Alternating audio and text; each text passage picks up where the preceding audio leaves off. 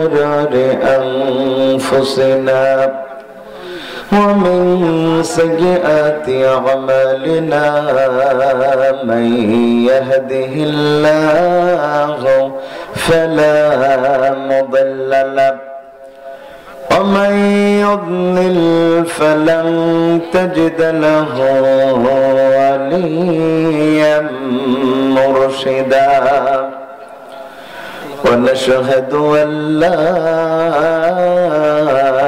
إله إلا الله وحده لا شريك له ونشهد أن سيدنا إمامنا قدوتنا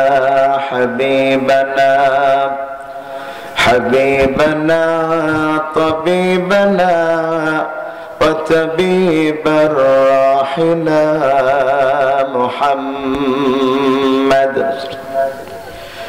الذي أرسله بالحق بشيرا ونذيرا وداعيا إلى الله بإذنه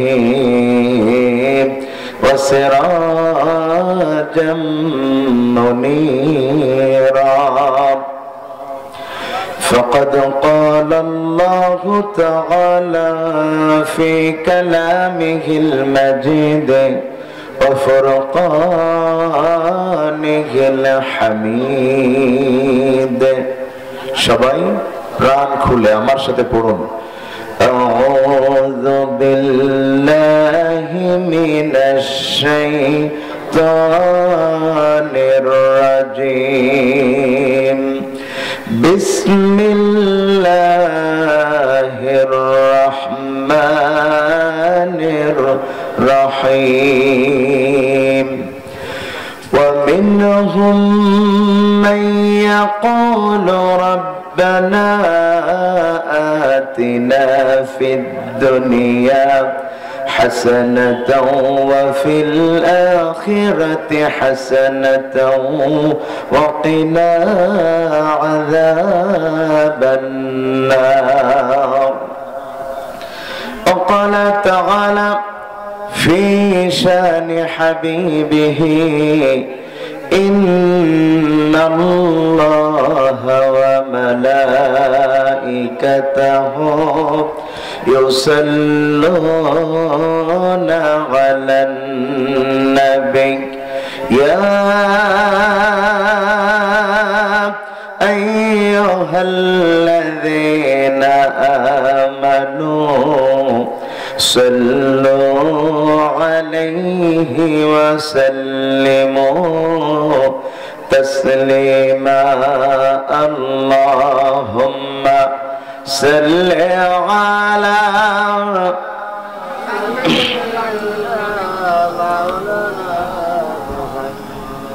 আপনাদের অনেক কষ্ট হয়ে গেলে আমি একাই পড়ে দেই কি বলেন একটু জোরে কণ্ঠ ছাড়া যাবে ইনশাআল্লাহ সবাই প্রাণ খুলে মহব্বতের সাথে পড়ছি আল্লাহুম্মা সাল্লি আলা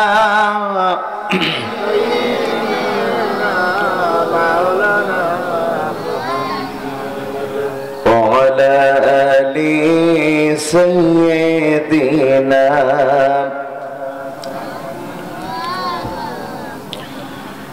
সাগর নদী আর পাহাড় বনে পাখিদের গুনগুন গুঞ্জরণে সাগর নদী আর পাহাড় বনে পাখিদের গুনগুন গুঞ্জরণে ভেসে আসে ওই সুমধুর তান চারিদিকে শুনো আল্লাহর জয়গান আল্লাহ মহান আল্লাহ মহান আল্লাহ মহান আল্লাহ মহান আল্লাহ মহান আল্লাহ মহান আল্লাহ মহান আল্লাহ মহান শোনো তুমি মন দিয়ে কোকিলের সুর শুনতে লাগছে দেখো কত না মধুর মিষ্টি মিষ্টি ওই দোয়েলের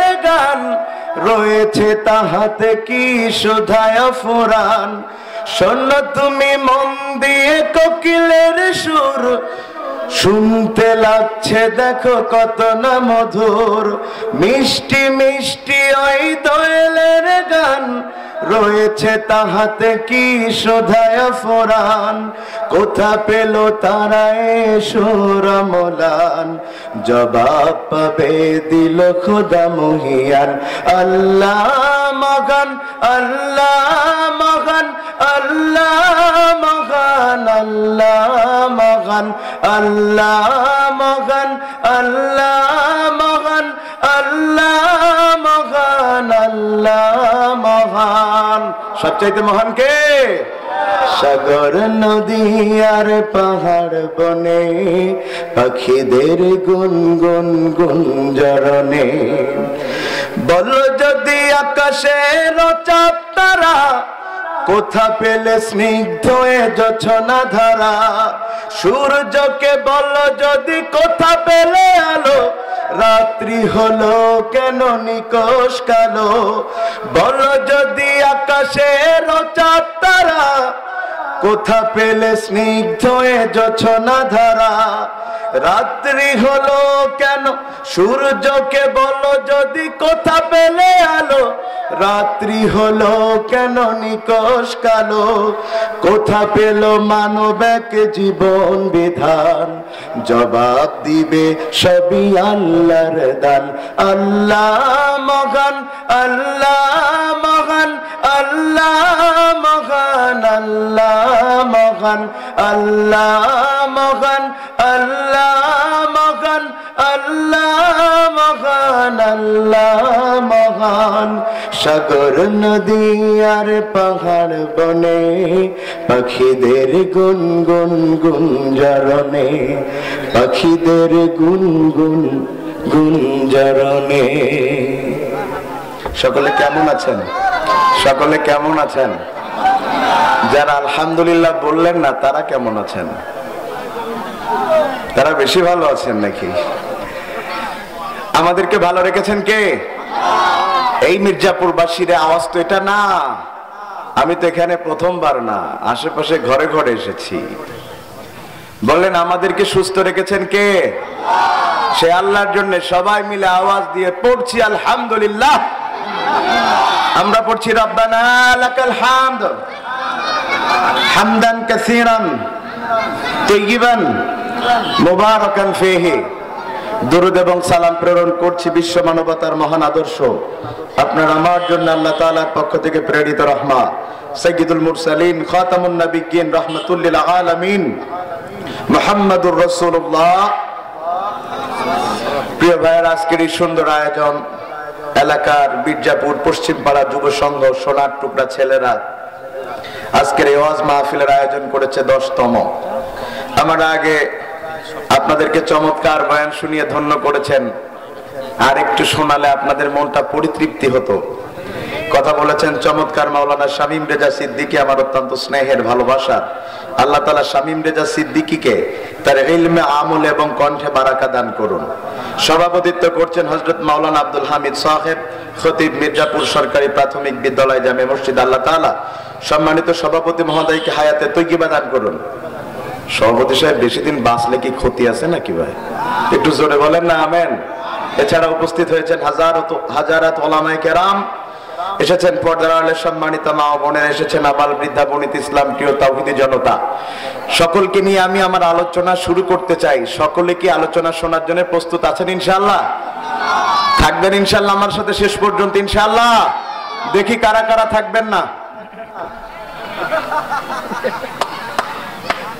10:30টার সময় হুঁশ আছে না গেছে? থাকবেন ইনশাআল্লাহ? কারা কারা থাকবেন এবার হাত তুলে দেখান। নারায়ে তাকবীর, নারায়ে তাকবীর।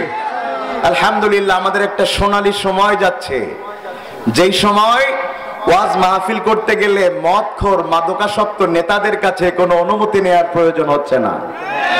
আমরা এমন একটা সময় মাহফিল করছি, যেই সময় একটা মাহফিলের অনুমতি নেওয়ার জন্য পাতি নেতা থেকে শুরু করে ডিসি সাহেব পর্যন্ত দুয়ারে দুয়ারে ধর্ণা দেয়া লাগছে না। আমরা এমন একটা সময় মাহফিল করছি, আলহামদুলিল্লাহ যেই সময় কেউ এসে বক্তার মাইকও কেড়ে নেওয়ার সাহস দেখাচ্ছে না, কথা বলে না, দেখাবে কেমনে? খবরই তো নাই। মামুর বাড়ি ঘুরতেছে, আবার মাঝে মধ্যে বলতেছে চট করে ঢুকে পড়বো। কথা বলেন না কেন? তবে শুনেন, শুরুতেই বলি, যারা মাহফিল বন্ধ করেছে, বক্তা হক কথা বলা শুরু করলে তাদের দলের বিরুদ্ধে, নেতার বিরুদ্ধে, নেত্রীর বিরুদ্ধে গেলে মঞ্চে এসে বক্তার মাইক কেড়ে নিয়েছে, বক্তার মা বাপ তুলে গালি দিয়েছে, বক্তাকে মামলা দিয়ে জেলখানার মধ্যে ঢুকিয়ে দিয়েছে, উতুল্লিম বাদা যালিকা জালিম, ওরা কখনো বৈধ ঘরের সন্তান হতে পারে না, সব অবৈধ ঘরের সন্তান। কারণ বৈধ ঘরের সন্তানেরা কখনো কোরআনের মাহফিল বন্ধ করতে পারে না। কথা ঠিক? প্রিয় ভাইয়ের, আজকে আল্লাহ তাআলা আমাদেরকে সময় দিয়েছেন, তবে আমাদের ভাইদের জীবনের বিনিময়ে দ্বিতীয় স্বাধীনতা পেয়েছি। এই স্বাধীনতাকে কেড়ে নেওয়ার জন্য ষড়যন্ত্র চলছে। কথা বলছেন না কেন? ষড়যন্ত্র শুরু হয়েছে। তারা কখনো রিক্সা শ্রমিকের উপরে ভর করে আন্দোলন করছে, কখনো আনসারদের উপরে ভর করে আন্দোলন করছে। তারা সর্বশেষ আন্দোলন করেছে হিন্দুদের উপরে নির্ভর করে। কথা বলছেন না কেন? তারা, আমরা হিন্দুদের বিরুদ্ধে নই, তবে হিন্দুত্ববাদীর বিরুদ্ধে। তারা সন্ত্রাসী ইসকনদের সাথে যুক্ত হয়ে তারা চিটাগাং আদালতে একজন মুসলিম আইনজীবী আলিফকে জবাই করে হত্যা করেছে। কথা বলছেন না কেন? এতে কোনো দোষ নাই। পাশের দেশের দাদারা খালি মন খারাপ করছে, দেশে নাকি হিন্দুরা ভালো নাই। আমি মনে করি স্বাধীনতার পরে এতটা ভালো হিন্দুরা ছিল না যতটা 3.5 মাস ধরে রয়েছে। কথা বলছেন না কেন? মন্দিরগুলো পাহারা দিয়েছি আমরা যেন পূজা করতে পারে। আমরা তোমাদের মন্দির পাহারা দিলাম আর তোমরা আমাদের মুসলিম আইনজীবীকে হত্যা করলে, এটা তো কাজের সাথে কথার মিল থাকলো না। আজকে ভারতীয় এক সাংবাদিক বলেছে যে আগে মানুষেরা ভগবান খুঁজতে মন্দিরে যেত, হিন্দুরা, আর এখন তারা ভগবান খুঁজতে মসজিদের নিচে যাচ্ছে। যে কোনো রামের জায়গা ছিল কিনা খুঁজে খুঁজে খুঁজে খুঁজে, এটা আগে কোনো মন্দির ছিল কিনা তারা খোঁজা শুরু করে দিয়েছে। তার একটা অংশ হিসাবে তারা বাবরি মসজিদকে ভেঙে রাম মন্দির বানিয়েছে। যারা বাবরি মসজিদ ভেঙে রাম মন্দির বানিয়েছে, জয় শ্রীরাম না বলার কারণে মুসলমানদের পিটিয়ে হত্যা করেছে। যারা ফ্রিজের মধ্যে গরুর গোশত রাখার কারণে মুসলমানদের পিটিয়ে পিটিয়ে হত্যা করেছে, ওরা যদি এই দেশে এসে আমাদেরকে ধর্মনিরপেক্ষতার স্লোগান দেয়, আমরা বলবো দাদা আগে নিজের দেশ সামলাও, বাংলাদেশ নিয়ে কথা বলবা না, বাংলাদেশ নিয়ে কথা বলবা না। কথা কান ঠিক না? ঠিক। আজকে আমার প্রিয় মিজানুর রহমান আজহারি ভাই, তিনিও পোস্ট দিয়েছেন যে মসজিদ ভাঙা লোকগুলো যখন মন্দির নিয়ে প্রশ্ন তোলে তখন বুঝতে হবে এর ভিতরে ষড়যন্ত্র লুকিয়ে রয়েছে। আলোচনার শুরুতে আবেদন, পতিত স্বৈরাচার যেন আর ঢুকতে না পারে। আলোচনার শুরুতে আপনাদের কাছে আবেদন, এখন ভোটের রাজনীতি রেখে দেন, ভোট তো করা যাবে, এখন সব দল মিলে একটা ঐক্য গড়ে তুলতে হবে, এমন একটা ঐক্য গড়ে তুলতে হবে জালিম যেন আর ঢুকতে না পারে, আর আগামীর বাংলাদেশ যেন কোরআনের বাংলাদেশ হয়। পারা যাবে ইনশাআল্লাহ। আসুন আপনাদের কাছে শুরুতেই আহ্বান জানিয়ে আমরা আমাদের আলোচনার মধ্যে ঢুকে যেতে চাই।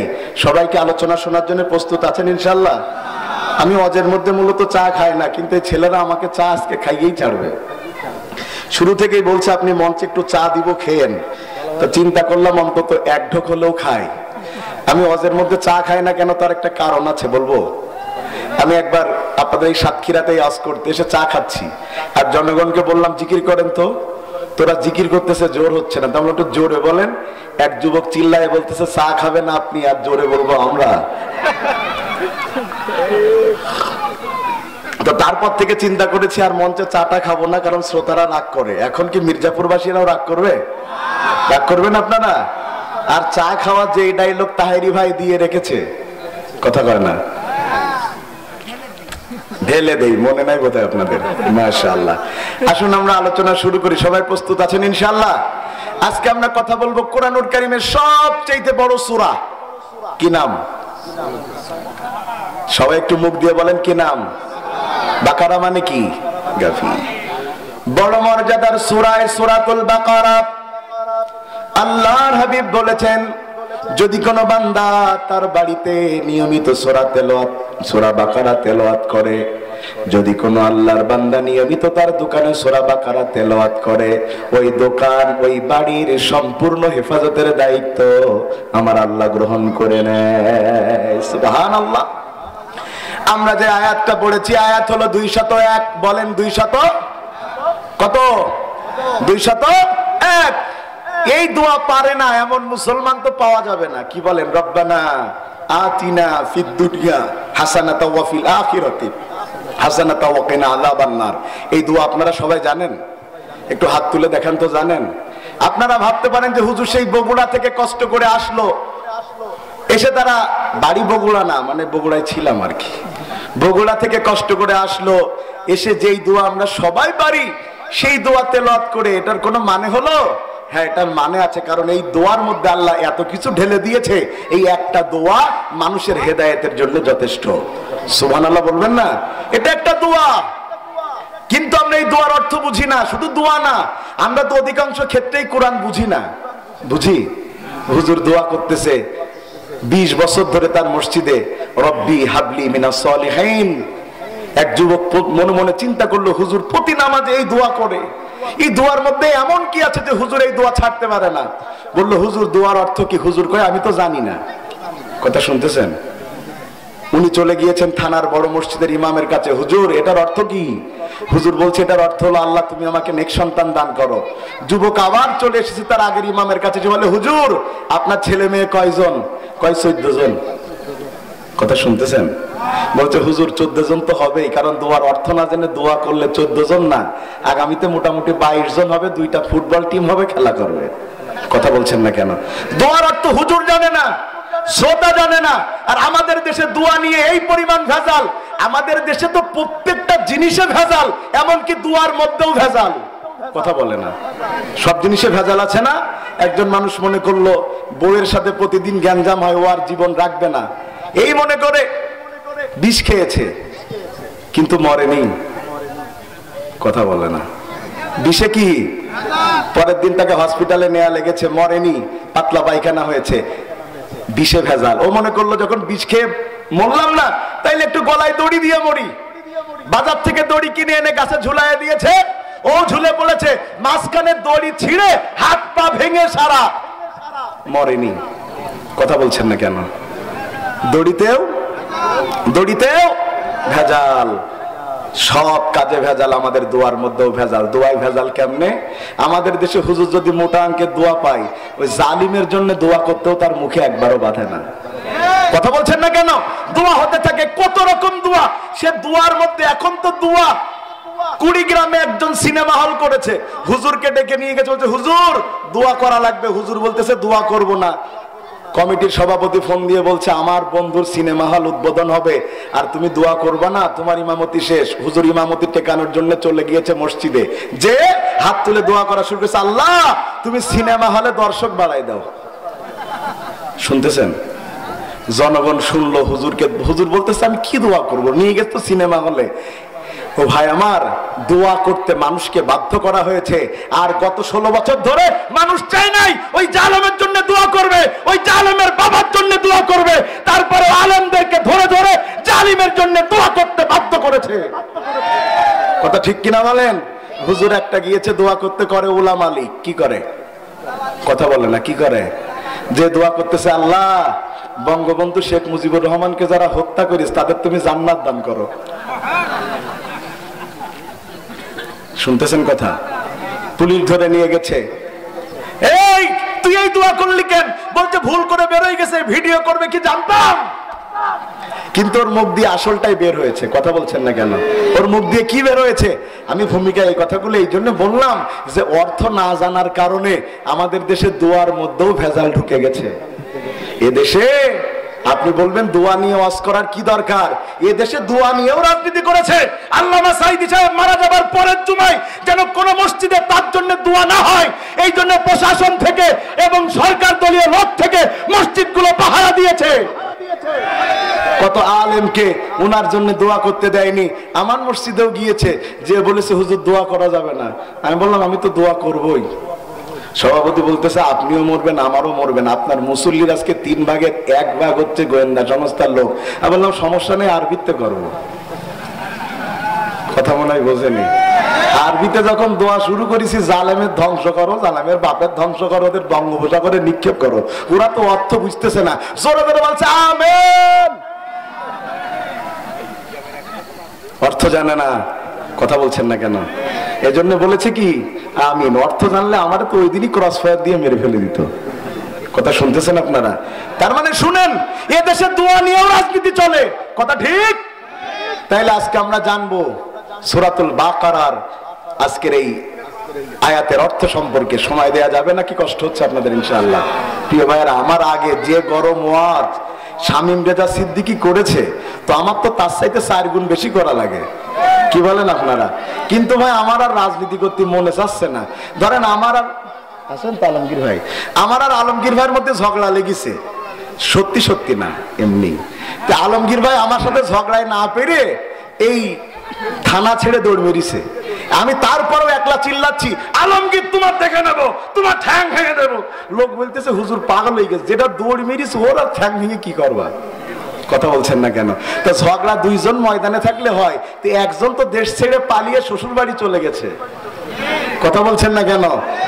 ঝগড়া করব না, তবে যা যা যত যত ষড়যন্ত্র করছে একটু একটু করে প্রত্যেক ষড়যন্ত্র আপনাদের সামনে আলোচনার মাধ্যমে তুলে ধরবো। থাকা যাবে ইনশাআল্লাহ। এবার আমরা পড়লাম সূরাতুল বাকারা। বাকারা মানে হলো গাভী। সবাই আওয়াজ দিয়ে বলেন বাকারা মানে কি? গাভী একটা প্রাণী, প্রায় সব বাড়িতে পাওয়া যায়। রব্বে কারীম আল্লাহ এই কোরআনুল কারীমের মধ্যে 114টা সূরা দিলেন। জোরে বলেন কয়টা?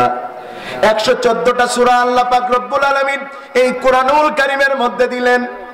তার মধ্যে একটা সূরা দিলেন আল্লাহ গাভীর নামে, গরুর নামে। আপনারা কি অবাক হননি? আবু বকর, ওমর, উসমান, আলীর নামে কোন সূরা আছে? কথা বলেন আছে?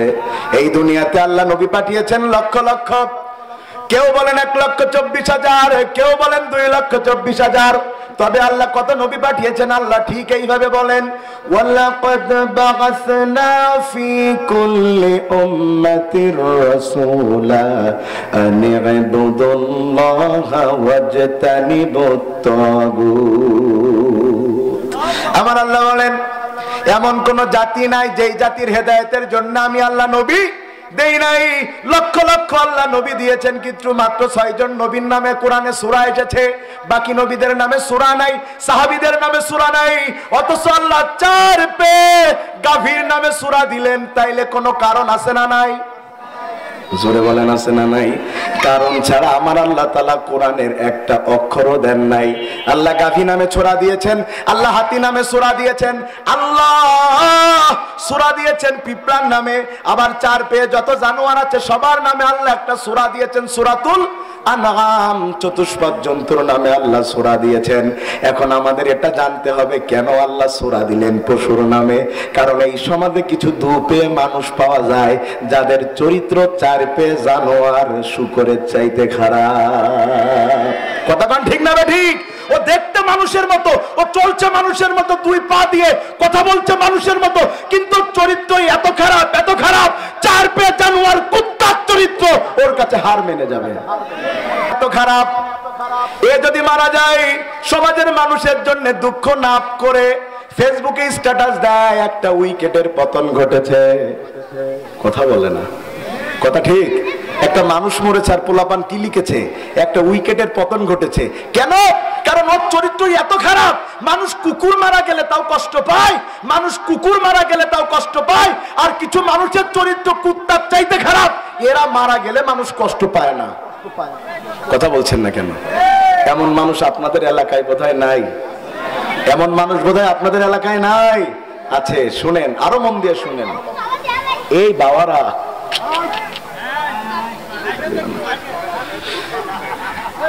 একটু ড্রোন শট নিচ্ছে আমাদের তরিকুল ভাই, ওটার দিকে না তাকিয়ে আমার দিকে তাকান। তাকাচ্ছেন আমার দিকে ইনশাআল্লাহ? নারায়ে তাকবীর, নারায়ে তাকবীর। বন্ধুগণ আমার খুব মন দিয়ে শুনেন। এখানে এবার যারা বসে আছেন তারা পশু হয়ে মরতে চান না মানুষ হয়ে মরতে চান? জোরে বলেন কি হয়ে মরতে চান? আওয়াজ দেন না কে ভাই? ওটার দিকে না তাকে আমার দিকে একটু তাকান। আপনারা কি হয়ে মরতে চান? পশুর জন্য কি জান্নাত জাহান্নাম আছে? কাদের জন্য আছে? জোরে বলেন, কাদের জন্য আছে? জান্নাত আর জাহান্নাম আছে মানুষ আর জিনের জন্য। ও আল্লাহর বান্দারা, এবার পশু নিয়ে আমি আপনাদের সামনে 3টা উদাহরণ দেওয়ার মাধ্যমে আমার আলোচনাকে সামনের দিকে এগিয়ে নিতে চাই। মানুষ পশু হয় 3 কারণে। জোরে আওয়াজ দিয়ে বলেন, মানুষ পশু হয় কয় কারণে? হাত উঁচু করে বলেন, মানুষ পশু হয় কয় কারণে? হাত উঁচু করেন না কা? হাত উঁচু করেন, উঁচু করেন। উঁচু করেছেন সবাই? হাত উঁচু করে 3 আঙ্গুল দেখান, বলেন কয় কারণে মানুষ পশু হয়? জোরে বলেন কয় কারণে? এবার আমার আল্লাহ বলছেন, وَلَقَدْ جَرَعْنَا لِجَهَنَّمَ كَثِيرًا مِنَ الْجِنِّ وَالْإِنسِ لَهُمْ قُلُوبٌ لَا يَفْقَهُونَ بِهَا وَلَهُمْ أَعْيُنٌ لَا يُبْصِرُونَ بِهَا وَلَهُمْ آذَانٌ لَا يَسْمَعُونَ بِهَا أُولَئِكَ كَالْأَنْعَامِ بَلْ هُمْ أَضَلُّ। আল্লাহু আকবার বলেন। আমার আল্লাহ কি চান কোন মানুষ জাহান্নামে যাক? জোরে বলেন, আল্লাহ কি চান কোন মানুষ জাহান্নামে যাক? আল্লাহ চান তার সব বান্দা জান্নাতে যাক, কিন্তু সেই আল্লাহ বলছেন অধিকাংশ মানুষ আর জিন জাহান্নামে যাবে। তবে শুনে রাখেন, মানুষ জান্নাতেও যাবে জাহান্নামেও যাবে, কিন্তু জিনেরা কোন দিন জান্নাতে যেতে পারবে না। জিনেরা তাদের খারাপ আমলের কারণে জাহান্নামে যাবে, আর ভালো আমলের কারণে জান্নাতে যাবে না, কারণ তাদের আল্লাহ ধ্বংস করে দিবেন। এই দুনিয়াতে কেবলমাত্র জান্নাতে যাবে তারা ইমানদার মুসলমানের বাচ্চা যারা। জোরে কন্যা সুবহানাল্লাহ। সে আল্লাহ বলছেন, আমি চাই না কোন মানুষ জাহান্নামে যাক, কিন্তু 3টা কারণে মানুষ পশু হয়, এই কারণে মানুষ জাহান্নামে যায়। জোরে বলেন কয় কারণে? প্রথম নাম্বার কি? লাহুম কুলুবুল লা ইয়াফকাহুনা বিহা। ওর অন্তর আছে কিন্তু অন্তর দিয়ে উপলব্ধি করে না।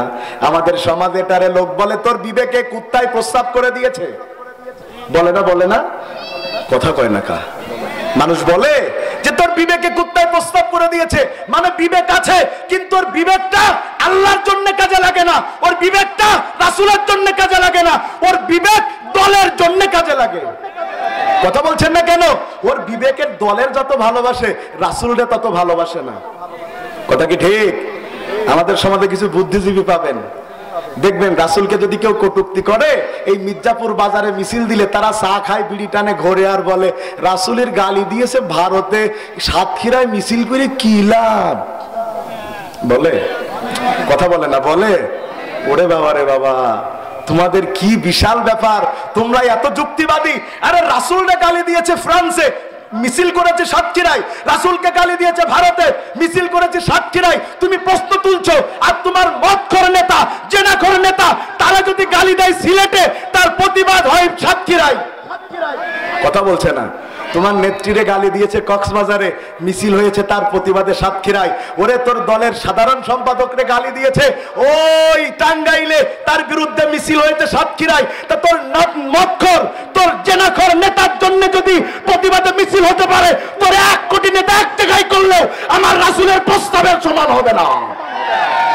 তা আমার রাসূলের প্রস্তাবের সমান হবে না তোর নেতা, তার প্রতিবাদে যদি মিছিল হতে পারে। আমার রাসূলকে গালি দিলে শুধু মিছিল না, শুধু মিছিল না, মুসলমান প্রয়োজন হলে মাথায় কাফনের কাপড় বেঁধে ময়দানে নামবে। এটার নাম ঈমান। কিন্তু রাসূলকে গালি দিলে ওর হৃদয় কাঁদে না, ওর নেতারে গালি দিলে ওর হৃদয় কাঁদে। বুঝবেন ওর বিবেক নষ্ট হয়ে গেছে। কথা বলছেন না কেন? ওর বিবেক আছে, বিবেক দিয়ে বুঝে না, বিবেক আছে কিন্তু বিবেক দিয়ে অনুধাবন করে না। ও দলরে যত ভালোবাসে, ইসলামরে তত ভালোবাসে না। তার বাবা, বুঝেন তো আমার কথা? তার বাবা মানে বুঝেন তো নাকি? তার বাবা, তার বাবার ছবি এঁকেছে পোলাপান ফেসবুকে, একটু আঁকা ভুল হয়ে গেছে। সাতক্ষীরার গোদাগাড়ির ওই ছেলেটাকে ধরে 5 বছরের জেল দিয়েছে যে কেন আমার আব্বার ছবি আঁকতে যেয়ে ভুল হলো। তার আব্বা বড় না রাসূল বড়? রাসূল বড় না শেখ মুজিবুর রহমান বড়? কথা বলেন না, কে বড়? তার বাপের জন্য পুরো দেশকে উৎসর্গ করেছো। 4000 কোটি টাকাতে মূর্তি বাংলাদেশের মনে মনে বানিয়েছো, মনে করেছো বাপের মর্যাদা দেশে সবার চাইতে বেশি করবা। তুমি দিল্লি পালানোর পরে তোমার বাবার মূর্তি ভেঙেছে, তোমার বাপের মাথায় উঠে প্রস্তাব করেছে, ঠেকাবার কোনো লোক খুঁজে পাওয়া যায় না। আর রাসূলের মর্যাদা যেখানে ছিল সেখানেই আছে। দিন যত যাবে রাসূলের মর্যাদা বাড়বে, কারণ বাবার ক্ষমতা নাই আমার রাসূলের মর্যাদা কমাতে পারে। ভাই কষ্ট হচ্ছে আপনাদের? বিবেক, ওর বিবেক দলের জন্য কথা বলে।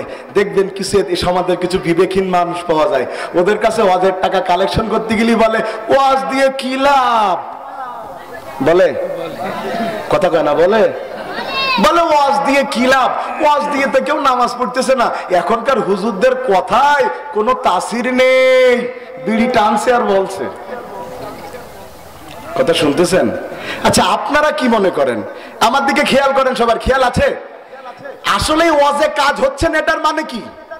মানে হুজুর যেটা বলছে জনগণ সেটা শুনছে না।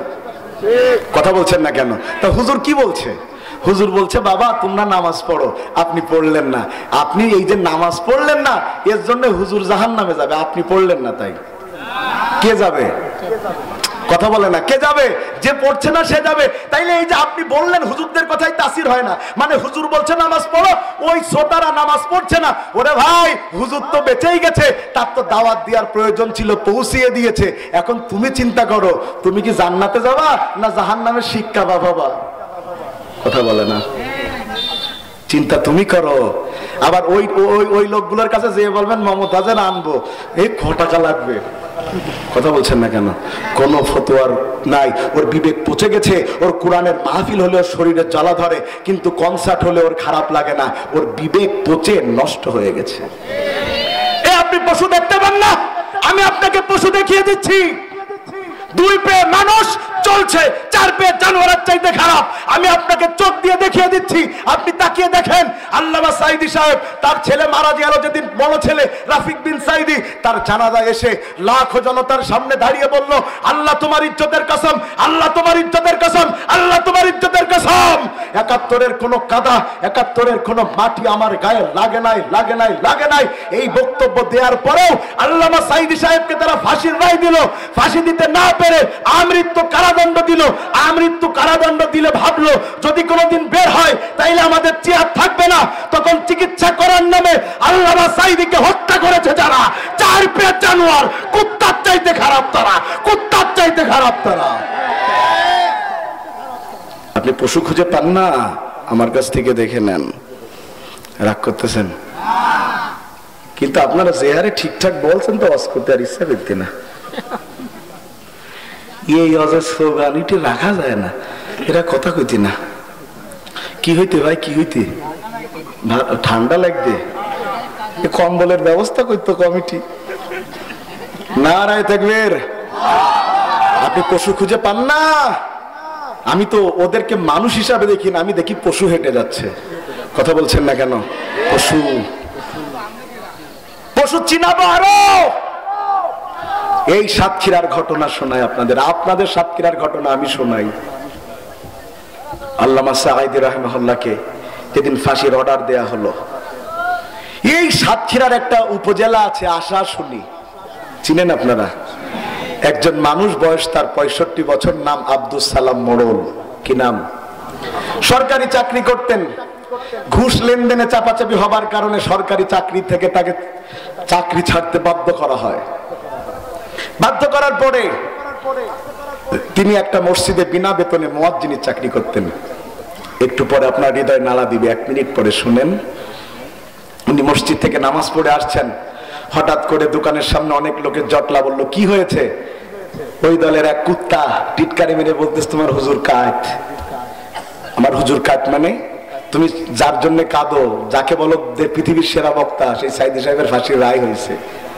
মুরব্বী কাঁদতে শুরু করলো, কাঁদতে কাঁদতে দৌড়ে বাড়ি আসলে সেই স্ত্রীকে বলল বিবি আমার একটা কাফনের কাপড় তুলে রাখা আছে, ওটা বের করো। বিবি বলছে কেন? বলছে আমার হুজুরের ফাঁসির রায় দেয়া হয়েছে, আমি মিছিল করতে যাব। তা কোথায় মিছিল করবা? বলছে তা তো জানি না। ছেলে কদমতলায় থাকে, ফোন ধরাও। ছেলে সাতক্ষীরায় চাকরি করে, তাকে ফোন ধরানো হলো। ছেলে বলল হ্যাঁ বাবা, কদমতলা 0 পয়েন্ট থেকে মিছিল শুরু হবে। উনি সেই কাফনের কাপড় সহ চলে আসলেন আপনাদের সাতক্ষীরায়। আসলেন, আল্লামা সাঈদীর মুক্তির মিছিলের সামনে দাঁড়িয়ে মিছিল করা শুরু করলেন। প্রশাসন, যৌথ বাহিনী একত্রিত হয়ে, ওই সন্ত্রাসী বাহিনীরা সব একত্রিত হয়ে জনগণের উদ্দেশ্যে মুহুর্মুহু গুলি ছুটতে লাগলো। ইসলামী আন্দোলন, ছাত্র আন্দোলন নেতা কর্মীরা গুলি খেয়ে পড়ে যেতে লাগলো। গোটা বাংলাদেশের মধ্যে সাতক্ষীরা এক জীবন্ত কারবালায় পরিণত হলো। যখন সবাই পড়ে যাচ্ছিল, আব্দুল সালাম মোড়ল তাদেরকে নিয়ে ধরে ধরে হসপিটালে নিয়ে যাওয়ার চেষ্টা করছিল। দূর থেকে তারা মার্ক করেছে, এসি লোকজনকে সামনেও নিয়ে যাচ্ছে বেশি, তখন তাকে টার্গেট করে গুলি করা হলো। তার বুকের পাশে যখন গুলি বিদ্ধ হলো, আব্দুল সালাম মোড়ল জমিনে লুটিয়ে পড়লো। তাকে যখন হসপিটালে নিয়ে যাওয়ার চেষ্টা হলো, ওই নিষিদ্ধ সন্ত্রাসী গোষ্ঠীর ছেলেরা, সন্ত্রাসীরা তাকে সেখান থেকে নামিয়ে নিল, নিয়ে হসপিটালের পাশে ছুঁড়ে ফেলে দিল। ওই মুরব্বী একটা পর্যায়ে কাঁদতে শুরু করেছে, আমাকে একটু পানি দাও, একটু পানি দাও, আমি যন্ত্রণায় বাঁচতেছি না, একটু পানি দাও। এই কথা শোনার পরে ওই সন্ত্রাসী ছাত্র সংগঠনের একটা ছেলে তার প্যান্টের জিপার খুলে আব্দুল সালাম মোড়লের মুখে প্রস্রাব করে দিয়ে বলছে, পানি খা। আপনি দুপে মানুষ দেখেন, পশু খুঁজে পান না, আর আমি তাদের মধ্যে মনুষ্যত্ব খুঁজে পাই না। কুত্তারে যদি গালি দেই তাহলে ওদের চাইতে কুত্তার সম্মান বেশি হবে। লোকটা মারা গিয়েছে, আজকে দেশে তাদের পতন ঘটেছে। কেউ বলে অমুক মাস্টার মাইন্ড, কেউ বলে অমুক, কেউ বলে অমুক। আমি বলি না, এদেশে স্বৈরাচারের পতন হয়েছে, আসল মাস্টার মাইন্ড তো আল্লাহ। তারা যেই দিন একজন বিনা বেতনের মুয়াজ্জিনের মুখে প্রস্তাব করেছে আলেমের পক্ষে মিছিল করবার কারণে, সেই দিনই তাদের পতন নিশ্চিত হয়ে গিয়েছিল। কি মনে করছেন? আমার আল্লাহ যেটা চান বান্দা সেটা চিন্তাও করতে পারে না। কথা বলছেন না কেন? ছেলেরা যখন কোটার আন্দোলন করলো, 9 দফা, 9 দফা থেকে 1 দফায় চলে আসলো। দফা 1, দাবি 1, তারপরের লাইন কি? কথা কয় না কা? স্বৈরাচারের পদত্যাগ। আল্লাহ বলছে তোরা তো মূর্খ, এজন্য শুধু পদত্যাগ চাইছিস, আর আমি আল্লাহ ওর শুধু পদত্যাগ না, তোদের চোখের সামনে দেশ ত্যাগ করতে বাধ্য করব। চলে গিয়েছে। কি বলে আপনার, এ দেশের মাথায় ঘুরে ও দেশের মাথায় 2.5 ঘন্টা 3 ঘন্টা ধরে থাকে, জায়গা পায় না। আবার শ্বশুর বাড়ি ফেরত আসা লেগেছে। দেবররা বলতেছে আমাদের বাড়ি থেকে লাভ কি, শ্বশুর বাড়ি যাও। কথা শুনতেছেন আপনারা? বুঝেন ভাই, বুঝেন, বুঝেন। আল্লাহর মার, দুনিয়ার বার। লাহুম কুলুবুন লা ইয়াফকাহুনা বিহা, ওর অন্তর আছে কিন্তু অন্তর দিয়ে উপলব্ধি করে না। ওর চোখ আছে কিন্তু ও চোখ দিয়ে দেখে না। তার মানে কানা না, ও অন্ধ কিন্তু দেখেও না দেখার ভান করে। মির্জাপুরের একটা ছেলে মির্জাপুর বাজারে গিয়েছে, তাকে কিছু লোক অন্যায় ভাবে মারা শুরু করেছে। সে এবার বিচার দিয়েছে মোড়লদের কাছে। মোড়লরা বিচার করছে কিভাবে, যে তুই বাজারে গিলি কেন? কথা মনে হয় বুঝতেছে না। মানে মেরেছে সে বিচার না, বলছে তুই বাজারে গেলি কেন, মানে বাজারে যাওয়াটা দোষ, ওরা যে মেরেছে সেটা কোনো দোষ না। এই যে চোখ আছে দেখে না, মানে দেখেও না দেখার ভান করে। সব সময় সরকার যে পক্ষে, প্রশাসন সে পক্ষে। কথা ঠিক? ও ভাই আমার, এবার আমি 3টা পশু দিয়ে আপনাদের সামনে উদাহরণ দিব। ছাগল চিনেন? ছাগল, কথা কয় না। ছাগলের তো জাতের অভাব নেই, কত রকম ছাগল আছে না? সবার বাড়ি বাড়ি ছাগল আছে। ও ভাই, প্রধানমন্ত্রীর বাড়ির ছাগল হোক, ডক্টর ইউনূসের বাড়ির ছাগল হোক, আমার বাড়ির ছাগল হোক, আলমগীর ভাইয়ের বাড়ির ছাগল হোক, আর আমার তরিকুল ভাইয়ের বাড়ির ছাগল হোক, সব ছাগলের এক চরিত্র। কথা বলে না? ছাগলের চরিত্র মসজিদে একরকম, ময়দানে আর একরকম। আমাদের হুজুরদের চরিত্র মসজিদে একরকম, মাদ্রাসায় একরকম। কথা বলে না? কিন্তু ছাগলের চরিত্র, কথা বলে না, পরিবর্তন। তো ছাগলের চরিত্র কি? ছাগলকে যখন আপনি আপনার বাড়ি থেকে টেনে বের করেন, কি জন্য বের করেছেন? আপনার কাজে। কিন্তু কোন ছাগল, সে যেই জাতের ছাগল হোক, ও টানলে একবারে আসবে না, 2 পা সামনের দিক দিয়ে এমন ব্রেক মারবে, হাইড্রোলিক ব্রেক ফেল। কথা কয় না? কি ব্রেক ফেল? হাইড্রোলিক। বোঝেন তো আপনারা? আপনারা না বুঝলেও পোলাপানে বুঝে। কথা কয় না? ওই যারা অ্যাপাচি চালাচ্ছে, R15 চালাচ্ছে, ওই বিভিন্ন ব্র্যান্ডের মোটরসাইকেল চালাচ্ছে, ওরা বুঝে। যে হাইড্রোলিক ব্রেক কে কখন বুঝে দেখেন, যখন ওদের পিছনে সকিনা নামে বান্ধবী ওঠে। কথা বলছেন না কেন? বান্ধবী যখন পিছনে দেখবেন ওই ছেলে বান্ধবী নিয়ে যায় আর মাঝে মধ্যে পিক পিক করে, লোকের বোঝায় যে আমার পিছনে জিনিস আছে। কথা বল না কা? মেয়েটাকে বলে এই আমার একটু জড়িয়ে ধরো না, মেয়েটা বলে জীবন গেল না, বিয়ের আগে এসব হবে না। তখন ছেলে মনে মনে বলে তুইও জড়িয়ে ধরবি, তোর বাপও ধরবে, কারণ হাইড্রোলিক ব্রেক আমার হাতে। কথা বলছেন না কেন? মোড় দিয়ে ঘোরার সময় এত জোরে হাইড্রোলিক ব্রেক মেরেছে, পিছনের মেয়ে সামনে চলে এসেছে, ছেলে বলতেছে এটা হাইড্রোলিক ব্রেকের কেরামতি। আমার আল্লাহ বলছে আজরাইল ওর একটু মিস কল মেরি দে। কথা বল না কা? ওই যে কি বলে ব্রেক একটু লুজ করে দিয়েছে, ওই কোনায় পুড়ি হাত পা ভেঙে মাল খায়। কথা বলছেন না কেন? হাইড্রোলিক ব্রেক, হাইড্রোলিক ব্রেক মেরেছে ছাগল। আরে ভাই গরু টানেন ব্রেক মারে না, অন্য প্রাণী টানেন ব্রেক মারে না, তা ছাগলের মধ্যে এমন কি আছে যে একবারে টানলে আসে না? প্রাণী বিজ্ঞানীরা বলেন ছাগলের মধ্যে সেন্স অফ হিউমার অন্যদের চাইতে 1 গুণ বেশি। ছাগল অন্য প্রাণীর চাইতে একটু বেশি বুঝে।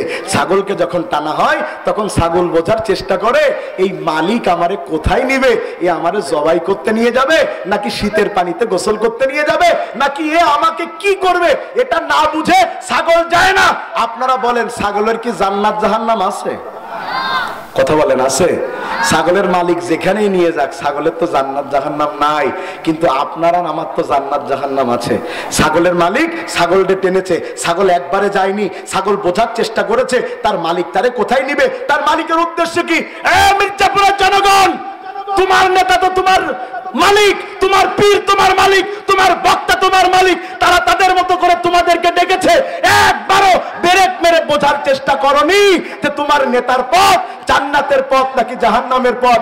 একটা বারও ব্রেক মেরে চিন্তা করনি যে তোমার নেতা যেখানে নিয়ে যাচ্ছে সেখানে জান্নাতের কাজ হবে নাকি জাহান্নামের কাজ হবে। তোমার নেতা তোমার মিছিলে নিয়ে গেছে, আসর যায় মাগরিব যায়, সে নিজেও নামাজ পড়ে না, কর্মীদের পড়তেও পড়ে না।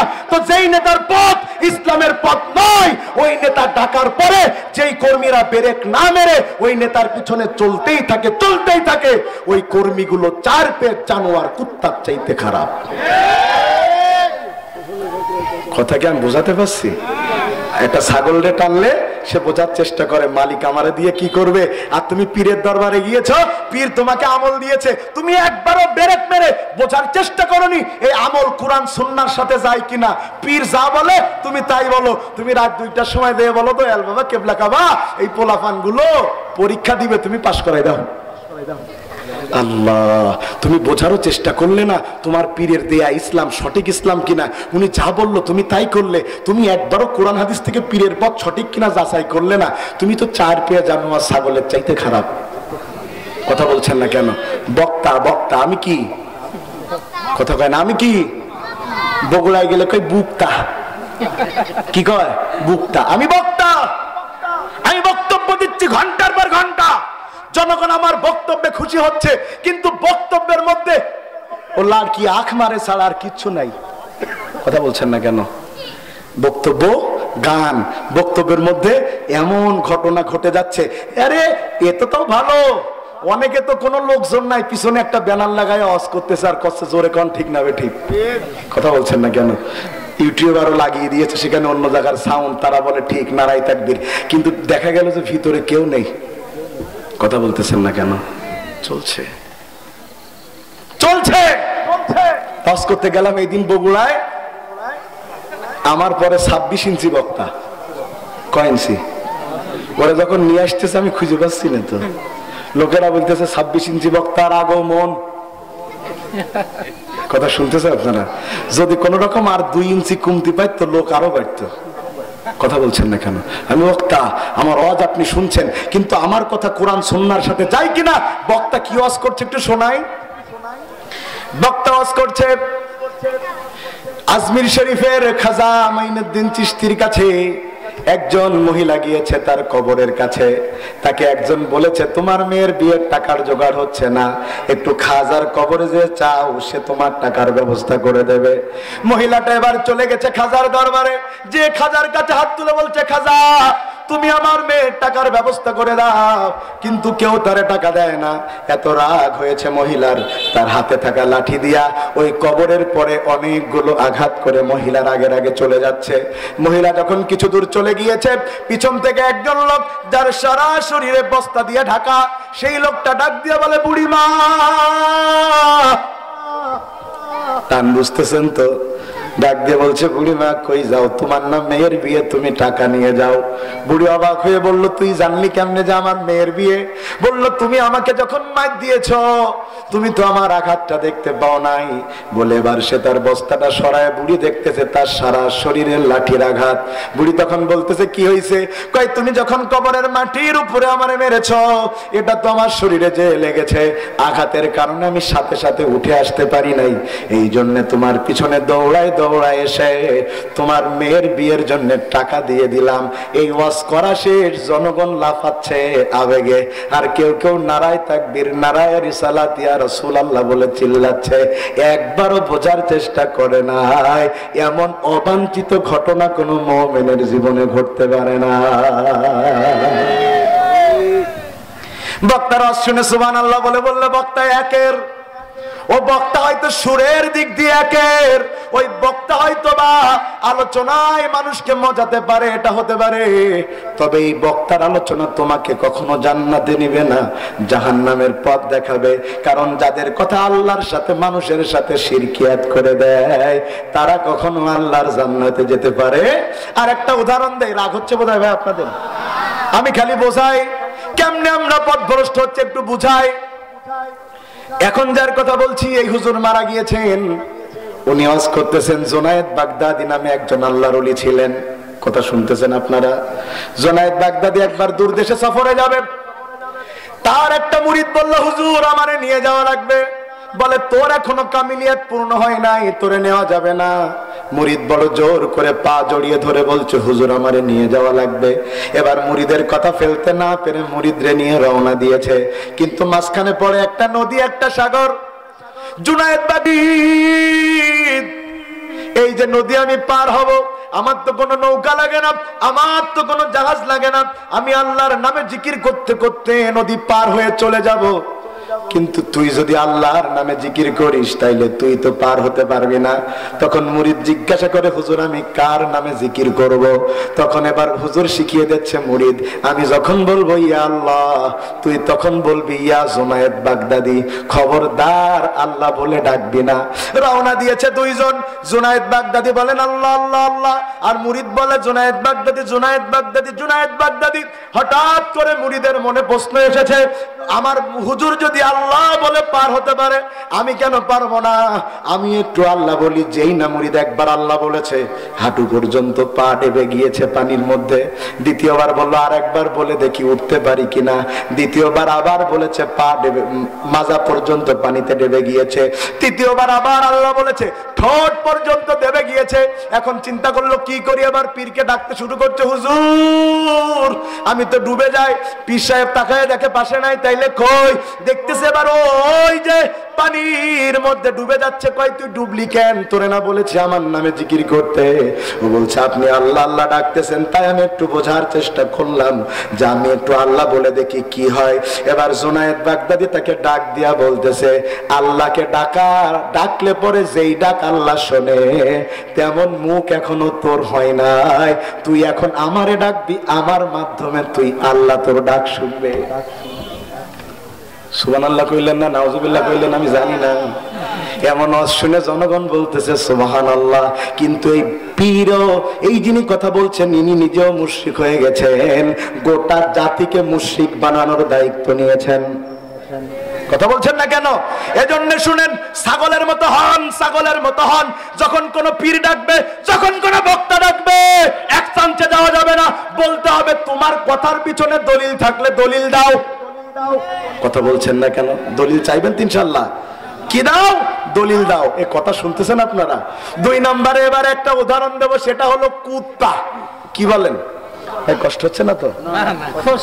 কুকুর তো সবাই আমরা চিনি না? আমাদের এলাকায় যে কুত্তা পাওয়া যায় বাড়ি বাড়ি ঘুরে, এটারে কয় নেড়ি কুত্তা। কথা কয় না? কি কুত্তা? আর কিছু আছে বিলেতি কুত্তা, বিদেশের লোকেরা বউ বাদে ঘুমাবে মাগার কুত্তা বাদে ঘুমাবে না। কথা বলছেন না কেন? কেন? কারণ ওদের যখন বুড়ো হয়ে যায়, স্বামী স্ত্রীর ছেড়ে চলে যায়, স্ত্রী স্বামীর ছেড়ে চলে যায়, ছেলে পেলে থাকে আর একদিকে, তখন এদের দেখার জন্য কুত্তা ছাড়া আর কেউ থাকে না। কুত্তা বাজার করে, কুত্তা সব করে। কে করে? কথা বলে না, কে করে? আর আমাদের দেশে আছে যেগুলো, এগুলো নেড়ি কুত্তা। বিদেশি কুত্তার খাওয়াতে হয় লাখ লাখ টাকা খরচ করে, কিন্তু নেড়ি কুত্তারা লাখ লাখ খরচ করে খাওয়ান লাগে না। এ বাড়ি ও বাড়ি ঘুরে যা পায় তাই খায়। কথা বলছেন না কেন? এখানে একজন লোক হাত তুলে বলেন তো যে নেড়ি কুত্তার জন্য 1 কেজি গরুর গোস্ত রেন্দে খাইয়েছেন ভোনা ভোনা সুই ঝাল দিয়ে? কিডা কেউ আসে নাকি আপনারা? না, কিন্তু এই কুত্তা আপনার সামনে তাকিয়ে রয়েছে আর আপনি ভাত খাচ্ছেন, কুত্তা খালি বলছে আল্লাহ ও যেন গোস্তটুক ফেলে, আল্লাহ ফেলে। কিন্তু আপনি এমন চাটা শুরু করেছেন, হাড় ভাঙতে না পেরে ফেলে দিয়ে বলছেন ফিসাবিলিল্লাহ। কথা বলছেন না কেন? এই হাড় পেয়ে কুত্তায় এত খুশি, এই হাড় পেয়ে কুত্তায় এত খুশি, আপনি যেখানে কুত্তা সেখানে। কথা বলছেন না কেন?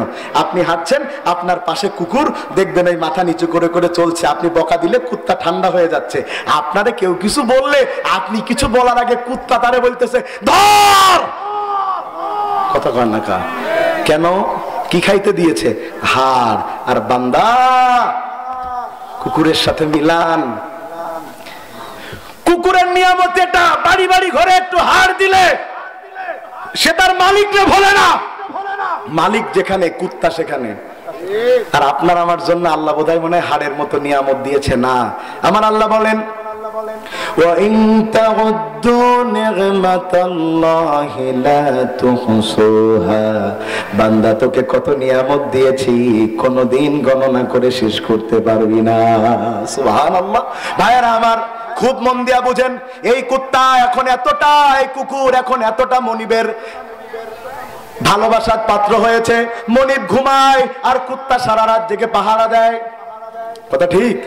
এবার রাতের বেলা যদি এই মনিবের বাড়িতে একটা লোক আসে, কুত্তা প্রথম ঘেউ ঘেউ করে, ঘেউ ঘেউ করে মালিককে জাগানোর চেষ্টা করে, বুঝায় ও মালিক তোমার বাড়ির সীমানায় একটা লোক ঢুকেছে, এ তোমার বন্ধু নাকি শত্রু আমি জানি না, তুমি একটাবার উঠে একটু বলে এটা তোমার বন্ধু না শত্রু।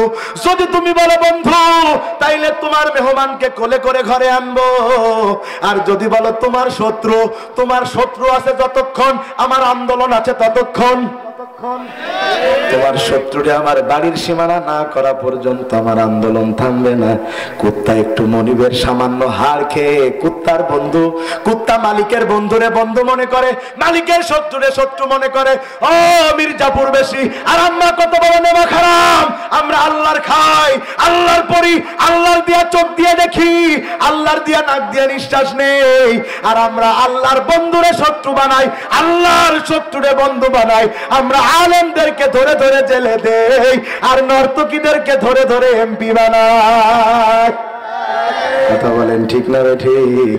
এই অবস্থায় যারা এই কাজ করে, যারা আল্লাহর বন্ধুরে শত্রু বানায়, আল্লাহর শত্রুরে বন্ধু বানায়, এরা 4 পে জানোয়ার কুত্তা চাইতে খারাপ। আমার কথাকে আপনারা বুঝতে পারতেছেন নাকি? আমার ওয়াজ ইদানিং লোকজন বলতেছে নাকি একটু বেশি কঠিন হয়ে যাচ্ছে। কথা শুনতেছেন? এবার বলেন, মানুষ হতে চান নাকি পশুর মনোবৃত্তি নিয়ে বাঁচতে চান? সবাই বলেন কি হতে চান? বলেন বলেন বলেন, সবাই কি হতে চান? সবাই বলেন কি হতে চান? মানুষ যদি হতে চান 10টা কাজ করা লাগবে। জোরে বলেন কয়টা? হাত উঁচু করে বলেন না কয়টা? হাত নাড়া দিয়ে বলেন কয়টা? 10টা কাজ করবে যারা, মানুষ হবে তারা। 1 নম্বরে কুরআনকে সংবিধান মানবে যারা, মানুষ হবে তারা। এই দুনিয়াতে রব্বানা আতিনা ফিদ দুনিয়া হাসানা, আল্লাহ আমাদের যত হাসানা দিয়েছেন তার মধ্যে 1 নম্বর হলো কোরআন। এই কোরআনকে মানবে যারা, মানুষ হবে তারা। জোরে বলেন সুবহানাল্লাহ। এটার নাম কি? জোরে বলেন, আরো জোরে বলেন। এই কোরআনের কি ওজন আছে? আছে? কয় কেজি? শোনা চাটা লাগবে না। কয় কেজি? বহুত। বলছে কইতে পারবে না। ওরে কইতে না পারলে আমি ধরলাম কি করি? হ্যাঁ, ওরে আমার যা বয়স আর আমার যা শরীরের শক্তি, এরকম তো 1000 খানিক ধরতে পারবো। পারবো? বলতেছেন না, মাথা খারাপ হয়েছে। পারবো না? পারবো? তাহলে ওজন কত? টেনশনে পড়ে গেছে। 2 কেজি 1 কেজি ওজনের শেষ আছে তো ভাই। যে জিনিসের ওজন নাই সে জিনিস দুনিয়াতে থাকতে পারে না। মাধ্যাকর্ষণ শক্তির কারণে জিনিসের ওজন লাগে। ওরে ভাই এটার হয়তো 1 কেজি 500 গ্রাম 250 গ্রাম ওজন হবে, কিন্তু আপনারা ভাবতে পারেন তাইলে হুজুর কোরআনের নাকি এত ওজন, যে ওজন পাহাড় নিতে পারে না, তাইলে আপনার কথা তো মিললো না। মিলবে একটু পরে, বুঝলেই মিলবে। যেই কোরআন আপনি আমি দেখতে পাই আমার হাতে, এই কোরআন তো কাগজের কোরআন, যেই কোরআন লাউহে মাহফুজ থেকে নকল করে আল্লাহ পাঠিয়েছেন, আসলটার ওজন এত বেশি কেউ কখনো সেটা ছুঁয়ে দেখার ক্ষমতা রাখে না। আরো ক্লিয়ার করি, ধরে নেন এটা আমার বাড়ির জমির দলিল। কি দলিল? সত্যি সত্যি না বলো ভাই, কিসের দলিল? কথা কয় না, কিসের দলিল? আসল আসল আসল। আমি এর 1 লাখ কপি নকল বানালাম, বানিয়ে আপনাদের হাতে দিলাম, আপনারা সবগুলো ছিঁড়ে দিলেন, এই জমি আর আমার থাকবে না। থাকবে কেন? ও বান্দারে শুনেন শুনেন, এই যেটা আমরা দেখতে পাই এটা কাগজের কোরআন, যেটা নকল হয়েছে স্থানান্তরিত হয়েছে লাউহে মাহফুজ থেকে। ও বন্ধু, দুনিয়ার কোটি কোটি কোরআন পুড়িয়ে দেওয়া সম্ভব, আসল কোরআন কখনো পোড়ানো সম্ভব নয়, ওটার গায়ে কখনো হাত দেওয়া সম্ভব নয়। ঠিক না? ঠিক। আর এটার কোরআনের কথা তো বাদই দিলাম, জীবন্ত কোরআন যারা আছে হাফেজ, গতদিন দেখলাম 49 দিনে একজন হাফেজ হইছে। সুবহানাল্লাহ কয় না? কয় দিনে? সুবহানাল্লাহ সুবহানাল্লাহ। করবে কেমন করে কোরআন ধ্বংস? আগুনের তেজ আছে সারা বিশ্বে কোটি কোটি কোরআনের হাফেজ, তারা ছাপায় আসমানি গ্রন্থ, তারা ছাপায় আসমানি গ্রন্থ, বাঁচাবে ইসলামের মান, তবু বিশ্ব থেকে হারাবে না পবিত্র কোরআন। এই কোরআনের কত ওজন? এবার আমি একটু বলবো ভাই, শুনবেন? কয় কেজি বলবো? আসল কোরআনের কত ওজন একটু বলবো, শুনবেন? মন দিয়ে শুনেন। এই পৃথিবী নামক গ্রহকে যখন আল্লাহ বানান, পুরা গ্রহতে কোথাও কোনো মাটির অস্তিত্ব ছিল না। গোটা পৃথিবী নামক গ্রহটা পানির উপরে ছিল। বলেন কিসের উপরে? এবার রব্বে কারীম আল্লাহ ফেরেশতাদের সাথে আলাপ করলেন, ইসকালা রাব্বুকা লিল মালাইকা ইন্নী জাইলুন ফিল আরদি খলিফা। ও ফেরেশতারা রে, আমি দুনিয়াতে খলিফা পাঠাতে চাই। কোথায় পাঠাবেন আল্লাহ?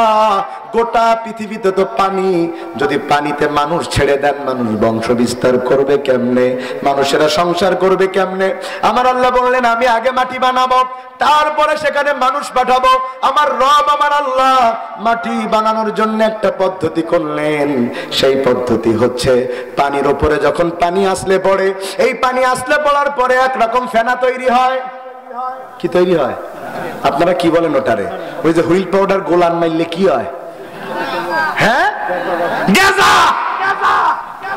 গেজা হয়, ফেনা। কি হয়? আমার রবের কি ক্ষমতা! পানির ঢেউ একটার পরে যখন আর একটা আসলে পড়ে, ওই পানি আসলে পড়ার পরে যেই ফেনা তৈরি হয়, আমার আল্লাহ গোটা দুনিয়ার মানুষের বসবাসের জন্য সেই ফেনা থেকে মাটি তৈরি করলেন। সুবহানাল্লাহ। কিন্তু ঘটনা ঘটে গেল আর একটা। কি সেই ঘটনা?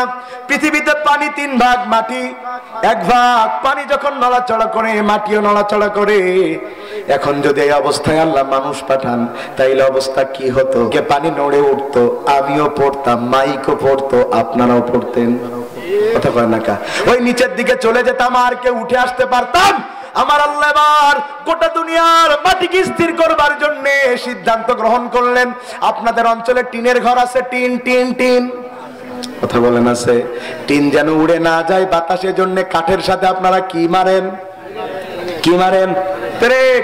আর এই দিন সাফাইতে দিকে এলাম, কয় তার কাটা। কি কাটা? আমাদের অঞ্চলে তো তার কাটা মানে পাগল। কথা কয় না? তার কাটা মানে কি? আমরা কি কই? পেরেক। ভাষা না বুঝলে তো বিপদ। আমি জীবনে প্রথম যেবার সিরাজগঞ্জের বেলকুচিতে ওয়াজ করতে যাই, এক মুরব্বী আমাকে খাওয়াচ্ছে, আর কিছুক্ষণ পরে পরে বলছে, হুজুর একটু সোরা লেন। কি লেন? 8-10 বার কইছে সোরা লেন, কিন্তু দেয় না।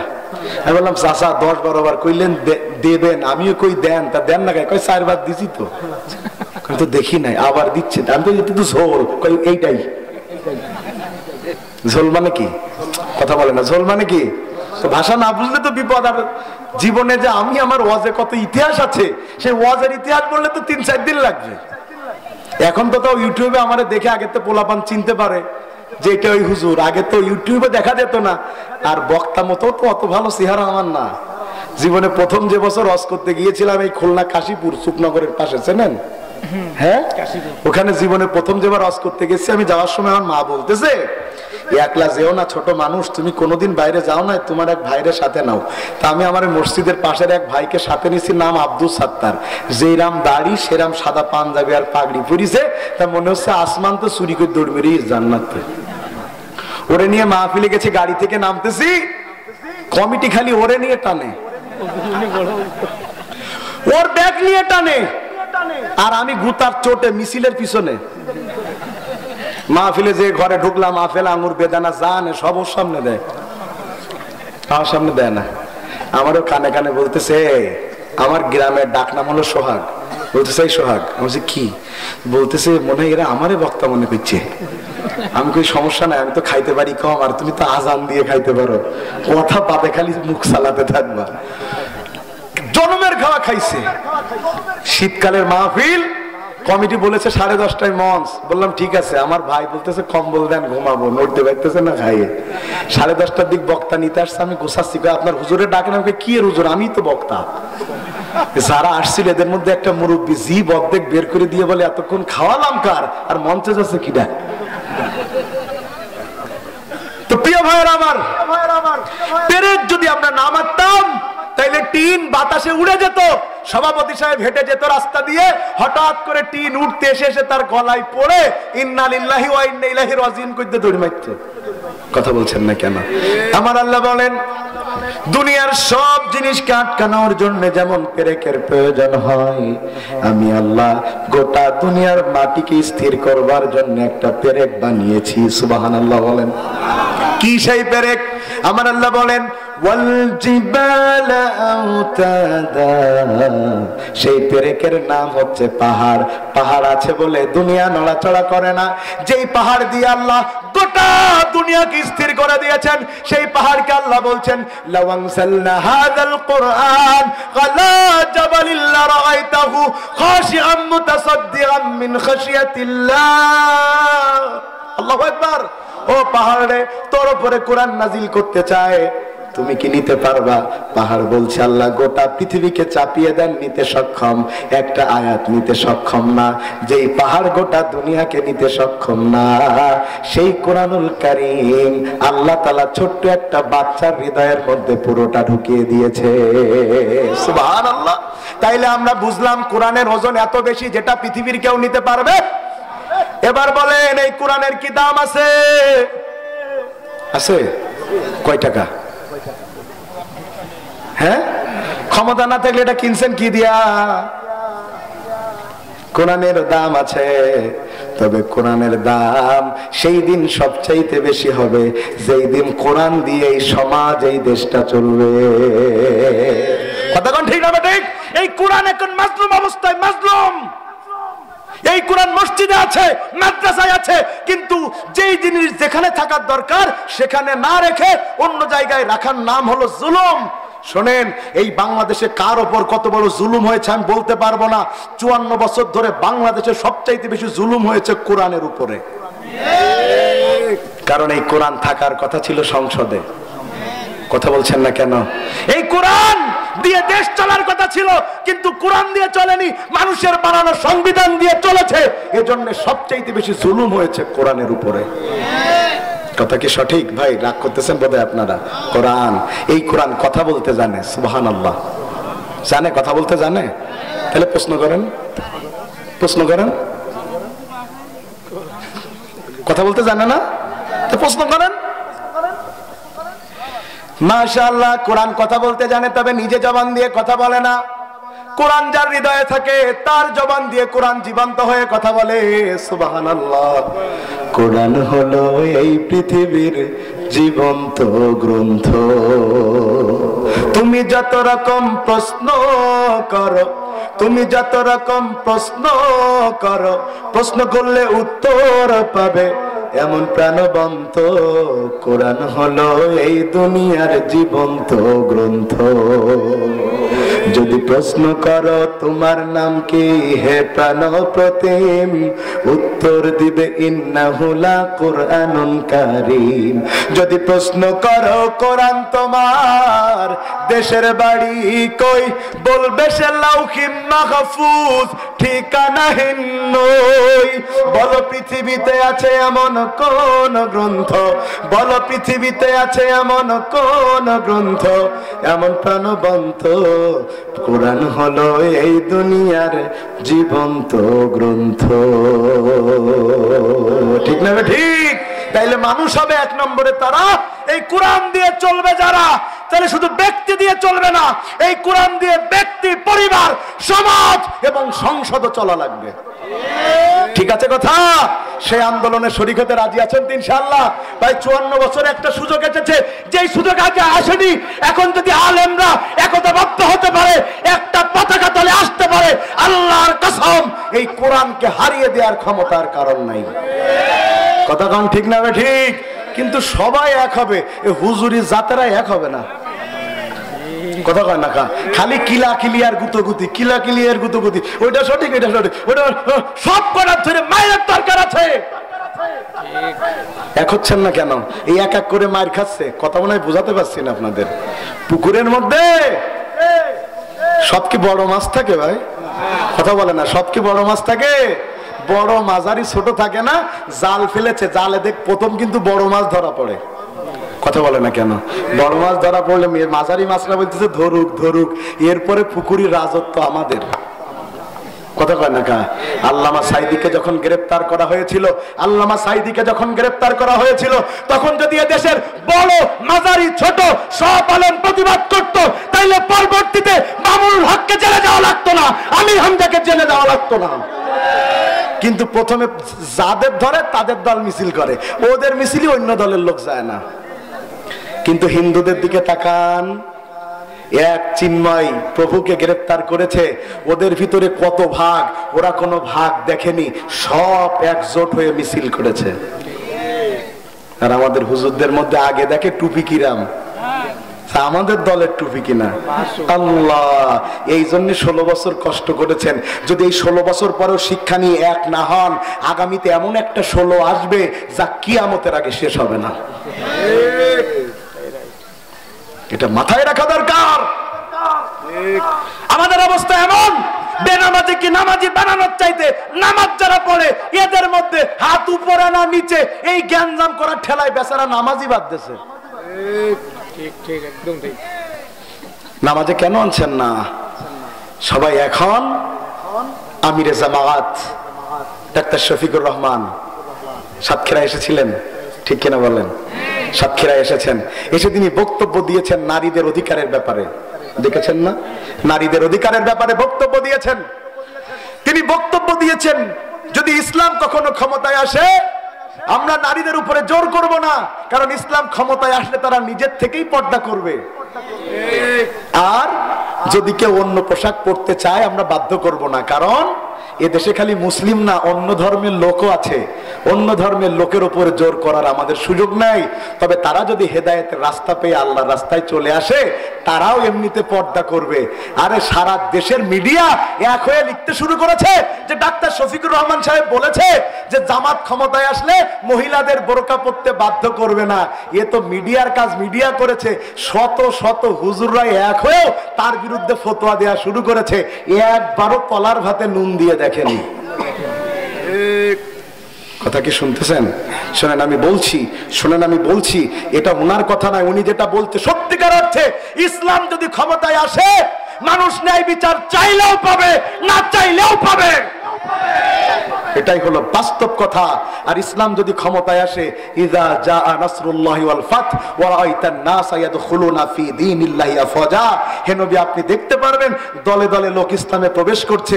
যদি সত্যিকার অর্থে ইসলামী আন্দোলন এদেশে ক্ষমতায় আসে, আপনারা দেখতে পারবেন মানুষ যারা পর্দা করতো না তারা পর্দা করবে, যারা ভেজাল দিত ওরা ভেজাল দিবে না, কারণ ওরা জানে একবার ধরা পড়লে হাত কেটে দিলে আর ব্যবসা করে খাওয়া লাগবে না।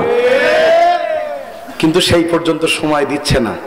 সেই পর্যন্ত সময় দিচ্ছে না, তার আগেই ফতোয়াবাজি করছে, মনে করছে আমাদের হুজুরের দলে ওই হুজুরের দল এগিয়ে গেছে। ওরে ভাই, দোকানদারি ব্যবসা করেন না যে শুধু আমার দোকানের মাল খাবে। শোনেন, সব দোকানদার মিলে বাজার হয়, সবাই মিলে চললে একটা বাজার জমজমাট হয়, একলা একটা বাজার হয় না। ভাই আমার কথা মনে রাগ করলেন আপনারা? এক হতে হবে কোরআনের জন্য।